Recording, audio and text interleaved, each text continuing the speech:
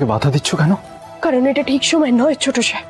এতদিন দেবলীনা ম্যাডাম খেলা সাজিয়েছে, কিন্তু এবার আমাদের পালা।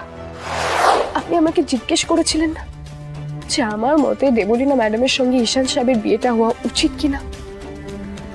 আমি বলছি ছোট সাহেব, উচিত না। কারণ দেবলীনা ম্যাডামের সাথে যদি ঈশান সাহেবের বিয়ে হয়, তাহলে দেবলীনা ম্যাডাম সবসময় ঈশান সাহেবকে এইভাবে অপমান করবে। এইভাবে এই সবটা জানার পরেও ঈশান সাহেব এই বিয়েটা করতে রাজি হয়েছে, শুধুমাত্র আপনার আর দেবী মায়ের জন্য। আমি আর এক মুহূর্ত আমার ভাইয়ের অপমান সহ্য করবো না, এক মুহূর্ত না। না ছোট সাহেব। কি হলো কুসুম, তুমি আমাকে বাধা দিচ্ছ কেন?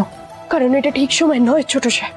এতদিন দেবলীনা ম্যাডাম খেলা সাজিয়েছে, কিন্তু এবার আমাদের পালা।